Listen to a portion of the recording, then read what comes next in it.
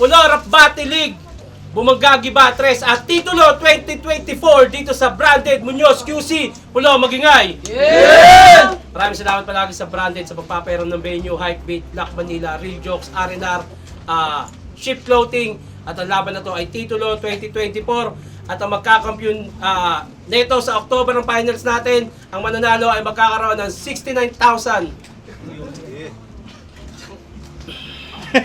viewers. Sa kanan ko, pakilala ka. Yo, Balts, Bukits, Mantra, HG, shoutout sa Movate, shoutout kay G-Boy, kay Jezreel. Yung game. Sa kaliwa ko, may MC, magpakilala ka. Josh, ganun ba rin, shoutout sa mga asawa ko, sa mga anak ko. Yun. Tournamento. At nanalo ng coin toss si Josh. Pinili niya mauna si Balts. Pakinggan natin. Yeah. Tito talaga, hilig ako bigyan ng clout chaser. Huwag ka masyadong pasikat, maiilawan ka naman. Kaso gamit lightsaber. Papakita ko lang saglit sino mas greater. Kasi nagsiselfie bar ka ng Diyos. Godlike shit, God mode. Pangalan mo Josh. Para kang tanga. Diyos na walang H, ano yan? Diyos sa Pampanga. Tusunod ko na bara. Magigets lang pag pamilyar ka sa Tagalog mythology o napanood mo yung Bagani. Kasi ganap ka ng Diyos ng Pampanga pagkatapos kumayari. Eto na ba yung godlike? Nagpatulong pa kay Martre sa laban nila sa Santasa para mag-react sa mga lines niya. Kahit mahina yung bara, yung reaction king pakilakasan na. Oo, sa all god lumapit para yung schema mapaganda. Kala ko ba godlike? Ba't nagdadasal ka pa? Godlike na nagsama ng all god sa katauhan ni Martre. Pwes ito killing spree mala ML, panis na buo nyo na party. Kasi angat ako sa godlike, standing ko pan legendary.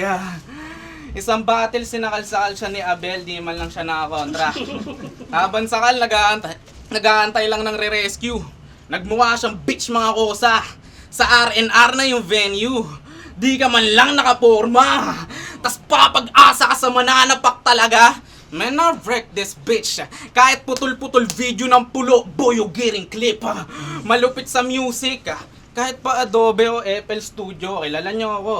Pero pag sa battle rap, mga kalaban nagka-red at sa noo pag nakatutok to. Yung connection, di na gets nitong bobo. Boy, sanay ako mag-click sa may red dot, parang nagre-record lang ng audio.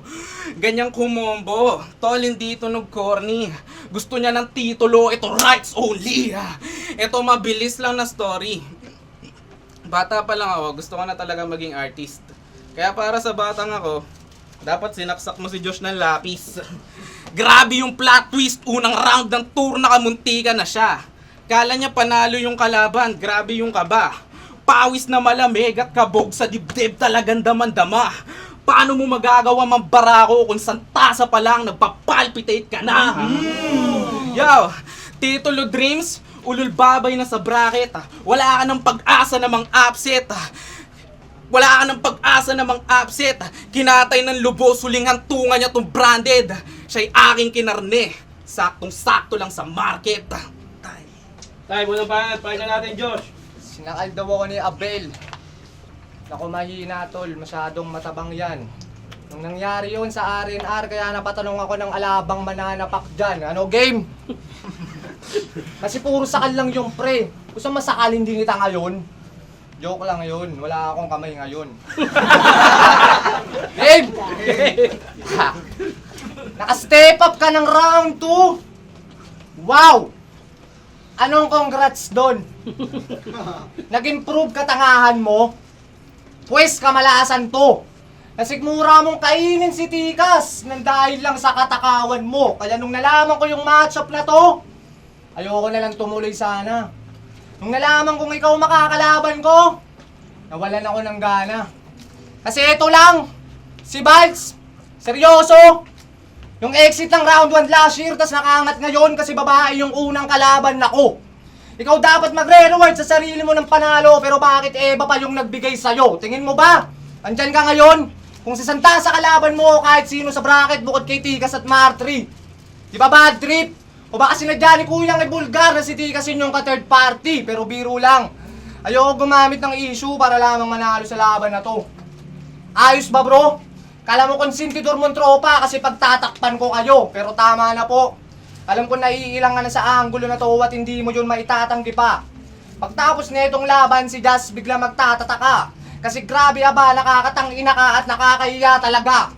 Putya gabing-gabi na pupunta kay Jazz, angas yung pandesal niyan, dala. Tangina ka. Alam ko na kung paano mo nalaman na tindera sa bakery si Tikas. Siguro tuwing break time nyo, no, doon ka nagpapalipas. Kaya pala, ang laban nyo, tangina ka. Mangiyak-ngiyak ka pa sa akin. Sabi niya pa, sa wakas, magkikita ulit kami ni Tikas. Buti sabay yung dayok namin. Aminin mo na! Aminin mo na! Doon yung coffee spot mo, kaso wala silang tinda na single, puro tuwing pack lang palagi. At dyan kita nadali, kasi katakatakang mag-isa ka lang sa mo dinadala yung kalahati. Alam nga naman tinimpla mo yun ang sabay, ano? Natakatabangan ka, pwe! Masyadong makate! Yung si Tikas tinanong ko, sagot niya, hindi ko din alam. Sabay ko sa basong may laman din na kape. Ano yung coincidence lang? Manahimik ka po! Kaya pala nalalamig ka na kay Jazz kasi si Tikas na nagpapainit sa'yo. Ba't ka ba kasi nagkakape bites? Ayaw mo bang si Jazz yung nagtitimpla? Aba magtigil ka! O baka doon ka nagkakape kay Tikas kasi barako yung nagtitinda. Mali, tinitinda. Ano, maliit na butas sa silip ko pa ba? Sakit ba sa ulo? Kabit ka sa punto. Hinaluan ng barako na kape yung linya para sigurado na puro. Kaya mahiya ka naman, bites. Bugok ka, karmahin ka. Pagpapalit mo na lang siya sa may putok pa. Napaninda.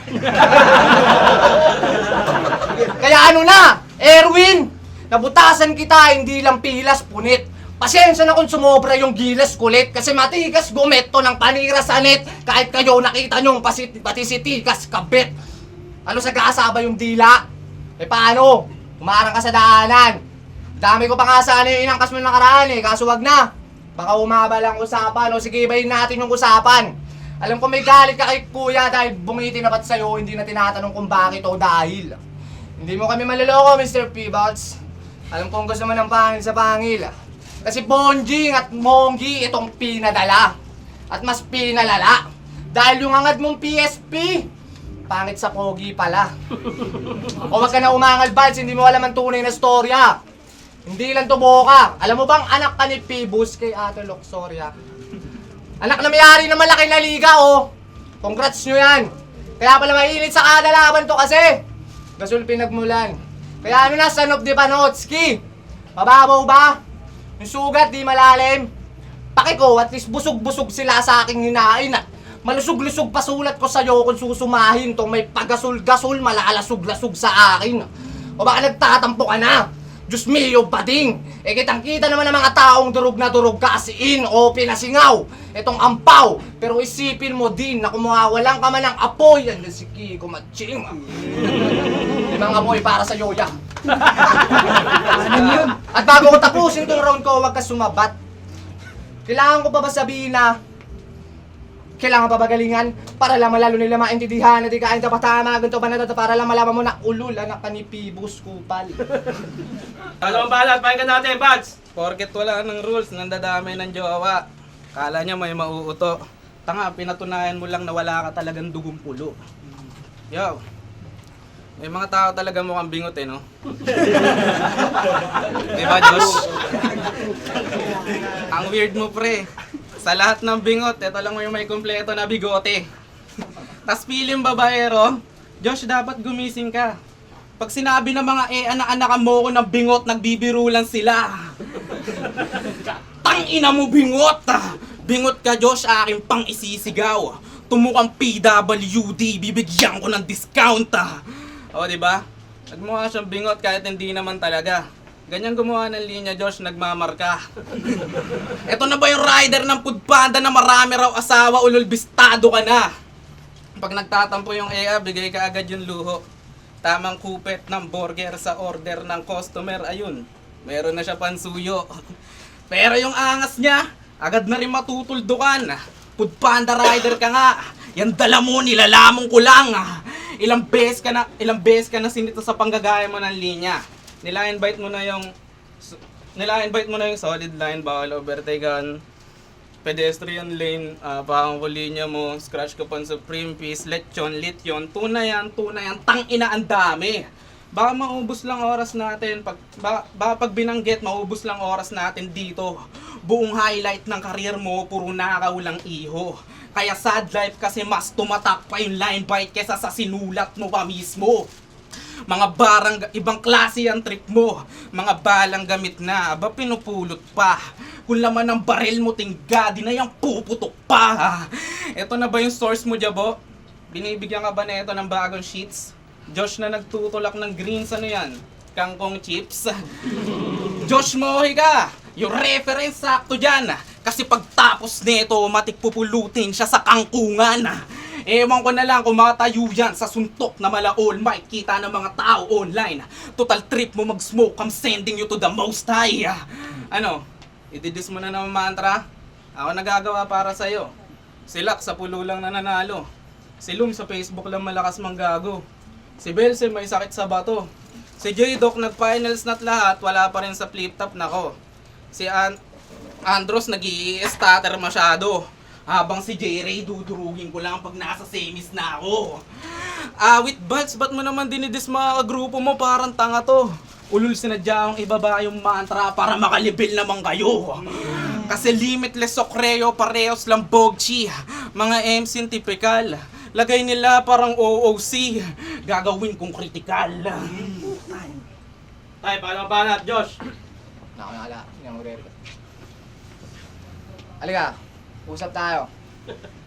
Ang laban nyo ni Tikas, ba't mo pinunoy yung mga netizen sa comment section? Karapat-dapat na ba yan? Hindi daw AMC yung mga yon. Sa pagusga, wala daw karapatan. O sige. Tatanungin kita, tol, sana maging tapat ka sa sining. Bakit ka nagra-rap? Para saan? Di ba para ma-showcase talent mo at mapatunayang isa ka sa magiging? Pero wala ka rin karapatan sitayin yung isang pan sa mga gusto niyang sabihin. Kasi kung wala yung mga yan, magra-rap ka ba ngayon? Di ba hindi? Huwag ka magpaka-hipokrito, aba! Kasi walang taong gugustuhin maglabas ng talento tapos wala makaka-appreciate sa kanya. Alam mo yan. Hindi ko na kailangan pahabain. Alam ko mabilis ka mag-gets, dude. Ikaw nga eh. Pag may bagong release ka na kanta, o battle, di ba pala yan share mo sa Facebook o para saan lahat yon kupal? Di ba para mapakinggan o mapanood nila yung mga pinaggagawa mo? Kaya pinagtataka ko nga to. Kung bakit ganyan mo itrato yung mga sumusuporta na tao. Kasi ano bang gusto mo iparating sa sinabi mo kay Tikas? Pag panalo ba sa live, di na pwede matalo sa replay? Ayun ba yung pinaglalaban? Imbento o katangahan, o baka di mo lang matanggap komento ng katotohanan. Kasi bitter sa mga pan. Aba masyadong mahangin, dapat tinataktak na to. Kasi bakit hinihila mo pababa yung mga taong mag-aangat sa'yo? Pues dahil dyan, na wala respeto ko sa'yo tol, ito yung galit ko is getting bigger. O itong si Erwin Christian Puno, masyadong nakaka-trigger, tang-ina ka. Kaya puparuhan ka ng labis bilang pagsingil ng atraso. At bago mo ituring sarili mo na artist, pag-aralan mo muna makipagkapwa-tao. Kasi oo, gago. Kala mo ba naiiba ka na sa kanila porket marunong ka magsulat? Burat! Bago ka magpatubo ng sungay mo, alamin mo muna yung ugat. Kasi sinilang ka na magulang mong hindi naman battle MC. Doon palang bites, masyado ka ng ganid. O baka sa sarili mong magulang, meron ka din kinikim-kim na galit. Kasi natalo na din ako dito ng live. Josh versus Andros. Pero paglabas ng clip sa comment section, may debate na ako yung panalo. J-Doc versus Jabo, ganun din, walang pinagkaiba yung komento ng tao. Ayun ba yung dahilan kung ba't ka galit? Kaya sukdulan kung magdakdak? O baka kumukulo lang yung dugo mo kasi may lutuan na nagaganap. Pansin nyo ba? Mga binanggit kong laban na nabito sa comment section, mga mantra na may sayad. Kaya gago magsilayas kasi anong mantra? Baka little 3DS, mga puro lang bias. Kaya kanina lang ang sip-sip kay Shernan. Para lang makapetik, sila daw magpapatuloy ng pulo na mukhang kailangan nyo ng medic kasi babanatan ka ng pioneer ako bago ka lang. Pumasok ka dito porkit nalaman mong kumukuha si Arik. Linyang di nakakaelib kung talagang malinis ang arin nyo sa liga ay bakit pilit nyong ginigatekeep kaya ngayong taon ang utos, ikaw ang unang itumba para haligi mauga. Puro dikit dun sa amo na pakatindi ng muka. Ikay na check na ni Diyos sa bara ko ay tutumba. Ito'y sip-sip lang kay boss, wala namang ibubuga. Kaya Shernan, mag-isip-isip ka. Kung karapat-dapat nga pong pagbuksan ng pinto itong may mga utak na sarado. Makukupat at palyado. Kung yung bahay mo na buo ay pilit nilang kinakandado, mag-isip ka. Hayaan mo na lang ba yung liga na tuluyang malumbay? Mabuti ba yung bay? Kung pinagkakatiwalaan mo mga tao ang magtatago sa susi ng tagumpay, mag-isip ka. Tama, pakinggan natin, Vance. Tanginan to, gine-gatekeep daw namin yung pulo. Para kang may katok. Kung gine-gatekeep namin yung pulo, paano ka nakapasok? Yaw! Katunog mo si Makoy. Katunog mo si Espero. Katunog mo si Pilos. Katunog mo si Supremo. Tangina, nakaka-cringe siya. Nagsasalo-salo kayo sa iisang style na may wordplay na sablay at mga punches na rich siya. O pare-parehas lang mag-spit ah. Pinagkamalan nga tong training grounds ng 3GS kasi duran yung lahat ng galing sa lipa. Pilo, Supremo, di na nakakapagtaka nakatunog mo yung mga yan. Kasi di mo sila kagrupo pero unknown ka din naman ah. Unknown ka din naman kasi nag-champion ka sa top tier.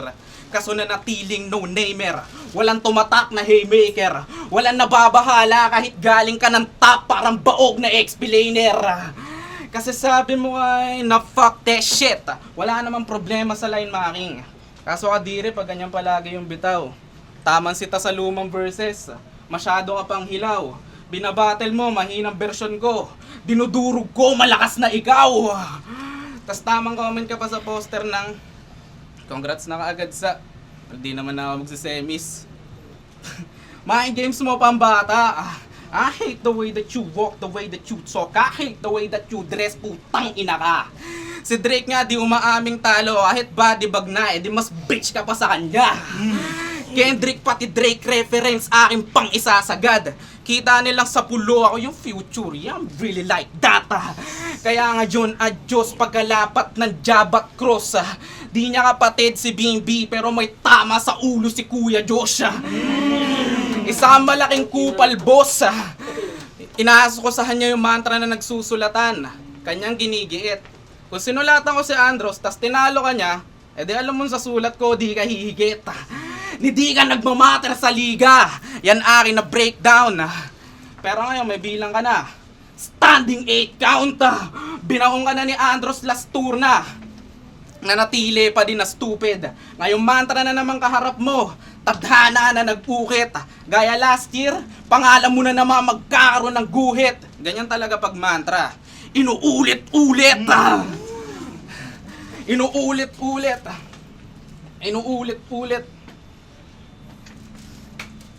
Ganyan talaga pag mantra. Inuulit-ulit. Kalaban mo ngayon, may stable na trabaho. May stable na trabaho. Hindi na nangungupahan. Ano pang iyabang mo ngayon par?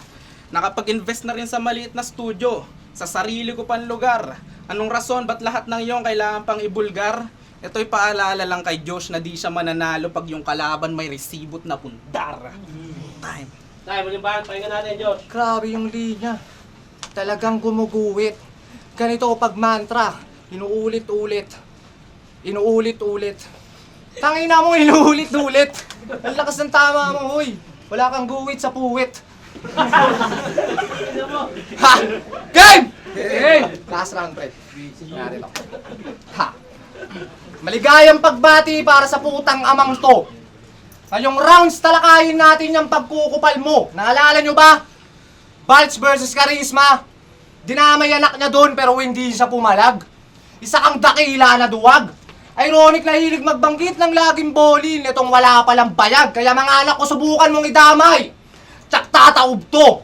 Kung tingin mo basagulero ako, Balch, tama lang kutob mo. Ito'y payong kaibigan lamang, tol.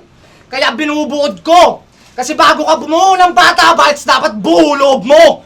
Kasi alatahan mong walang paninindigan. Kita yung evidence sa sex sa pamasyado lang libog. Para lang may ma-exages sa nakagarang nilubog. Para kang macho pero bex, kaya sa akin ay tupok. Baril at sex, magkapareho lamang ng tinutumbok. Huwag mo i-flex pagkaputok kung consequence di malunok. Kaya kablaw. Malamang bingi sa barang di paltek. Sige sayaw. Habang nagpapaulan ng bala sa sahig, mga ngayaw. Sa tulayan hanggang di makatawid kasi ang paw. Ang katulad mo, ba't di mo nabatid? Kaya sana may napulot ka na aral. Sa akin patunay tanga ka. Kaumay talaga. Magkaiba yung mahusay lang sa battle sa mahusay na ama. Magkaiba tayo ng antas. Kaya wag mo ako tignan pababa lang. Malamang ang tinataas ay yung nagpapakumbaba lang. Kasi sinabuhay yung pagiging battle rapper. Pues ito, itatak mo, kalidad inaangat ko. Pag mo harapin yung battle rap, harapin mo muna responsibilidad mo. Puro kantot lang kasi nasa isip nito eh. Tapos puro pakayabangan. Kadyot dito, kadyot doon, hanggang sa di na malayan. Na yung tema naging bastos. Pero sakto sa nakasanayan. Hiling mo rated SPG pero di alam na patnubay ng magulang ang kailangan. Isa kang pabayang ama. Di ka bagay magka-partner. Anong karapatan mo maging rapper? Kung yung round mong nabuo, hindi mo kaya na ma-handle. Kaya sa anak ni Badge, kung mapapanood mo to balang araw, alam ko makakabuo ng tampo to para sa'yo, gusot na hindi niya alam. Pagtapos mo itong manoorin, mapapasabi ka ng sana nilunok ka na lang. O kaya pinalagvlag. Ano masama na ba ako? Pandadamay ko ba yung patunay? O ideya ko yung mas mahusay? Mas ayos na mamatay siya lang wala pang isip kaysa may masakit siyang iniisip na dadalhin niya apang buhay kasi kupal naman yung tatay niya. Itatanggi mo pa? Nakakakonsume. Kung manluloko wag kami. Napascratch na lang yung gago nung napasok na yung puti. Kaya wala kang kwenta, Bads. Wala kang kwenta, Bads. Kasi ako, babad man sa trabaho, kaya kami nadong sa oras ay nagkulang. Pero ginamit aking gulang, ikaw. Babad lang sa trabaho, pero wala kang oras maging magulang. Kaya kung bitapat kang sisihin kung ba't to nasulat, walang iba kundi si Sharon lamang peace. Kasi inalis niya yung rules, kaya lumabas ang pagkabis. Mga bala, walang mintis, merong sapul kahit the please. Salamat sa libreng biyahe pa si Miss Boss. Di mo ako binigyan ng boundaries.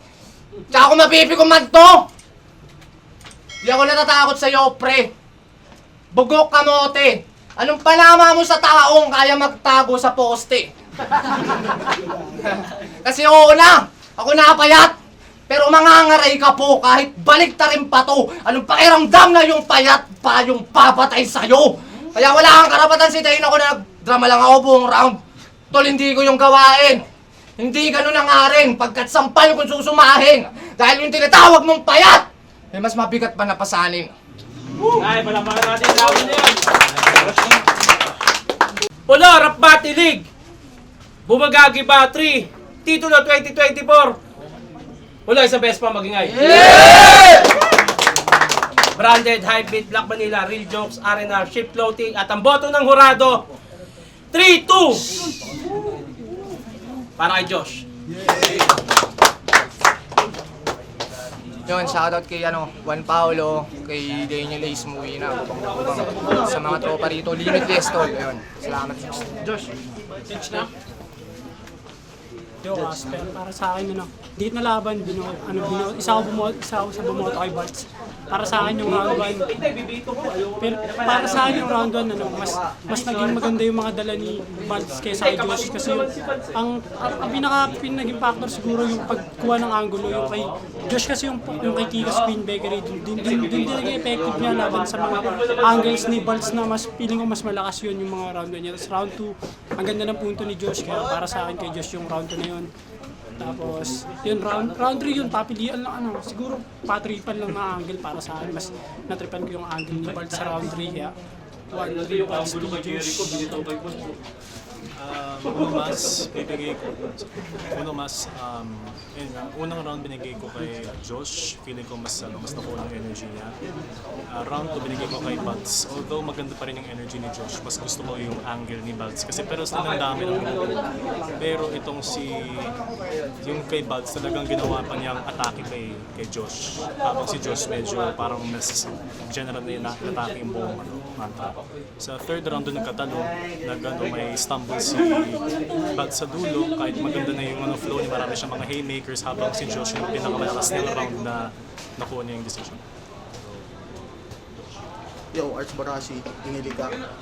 Tournament, bawal tabla. Yo, bale, round 1. Ang binoto ko, Balts, kumbaga, parehas pa lang kasi sila nag-warm up noon. Tapos parehas, yung bigat ng punchline, yung dami, parehas lang, inano ko na lang, preference. Mas nag-rap si Balts, mas yung pag-iisip niya ng rhymes, mas okay, mas pinaglanan niya ng oras, kaya round 1 binoto ko Balts. Tapos round 2, ayun, may konting stutter sino ba to? Si Balts. Tapos round 2 ni Josh, ang bigat. Tapos nandun pa yung linyang pinaka nagustuhan ko sa battle na yun. Round 2, binigay ko yung bombo kay Josh. Sa round 3, parehas sila ng angle, merong napundak sa may ibang klaseng responsibilidad daw. para sa akin, parehas mabigat yung punto nila kung paano nila sinabi. Ang akin na lang, kumbaga, kung anong mas totoo, si Balz naman, di ba? Kita naman natin yung music niya, yung studio niya. Kumbaga, preference ko lang talaga, point 1, Balz. Round 1, round 3, Balz, round 2, Josh. Yo, what up? Karisma nga pala. Binoto ko si Josh, pero sobrang dikit ng laban. Bale, ito para sa akin talaga, yung panalo lang talaga kay Josh yung huling 4 bars niya sa dulo. Bale, ito round 1, binigay ko kay Balz. Pero sobrang pa yung energy ni Balz doon, saktuhan pa lang. Pero ganoon din yung pinakita nung kabila ni Josh, saktuhan lang binigay ng energy, pero lamang si Balz doon. Pagdating sa round 2, doon pa lang. Kasi parang bigayan pa lang sila nung round 1. Pagdating sa round 2, doon nagsimula yung bakbakan. Binigay ko yung kay Josh, at ayun, lamang lang siya ng konting-konti lang. Sa round 3, akala ko si Balz na, kasi nga talagang sunod-sunod din. Pero medyo late na niya nilabas yung niya pagiging aggressive niya, late niya na nalabas yung pagdating sa round 3. Pero bibigay ko sana talaga sa kanya kasi dapat yung ginawa ni Josh, para sa akin, kung hindi niya nabanggit yung sa dulo yung niya. Kasi ano bang point ng round 3 niya, hinahanap ko yun kung ano yung punto niya sa round 3. Kumbaga, pero tumutuloy-tuloy ng suntok niya, pero may hinahanap pa rin ako. Hanggang sa binitaw niya na nga yung sa dulo, kung sinabi niya hindi lang ako nagdadrama dito, ayun yung inaantay ko yun. Dumating yung punchline, tapos sinundo niya pa yung huling-huling yung may mabigat na pasan. Ayun na yung parang nag-decide sa akin na okay, lumamang na si Josh na konting-konti lang kasi pwede rin kay Balz yun. Sobrang konti lang siguro, 9-8 yan. Praise mo. Yun, then yun nga pala. Round 1 para sa akin, halos pantay pa yung energy nila. Sobrang daming tumatak na linya ni Balz. Sobrang lakas nun. Kumaga kung ni-score ko yun, dikit, lamang na lamang ng 0.5 siguro si Balz. Pero lakasin naman si Josh. Sa round 2, para sa akin, lamang pa rin si Balz. Pero konti lang din, sobrang konti lang. Pero pinaka naging deciding factor ko yung round 3. Although para kala ko kay Balz na yun yung 1 and 2 kasi feeling ko lamang siya ng konti lang naman. Pero yung round 3 niya medyo humina. Lumay na yung round 3 niya. Tapos dun yung parang, kumbaga sa boxing yun yung naka-knockout punch si Josh. Tapos dun na, naglabasan lahat ng niya. Lahat ng material niya puro solid. Tapos, kumaga, ang score ko dun, 10-8. So, overall para sa akin, yun. Panalo si Josh, pero point 1 lang. So, kaya dikit 3-2. Actually, either way yun, kahit kanina pwede yun. So, yun. Pero binoto ko pa rin kasi si Josh na yung energy niya, sobrang lakas sa yung mga punchlines niya. Yung mga material niya nung huli yun. Kumbaga, naka-lucky punch yun. Josh.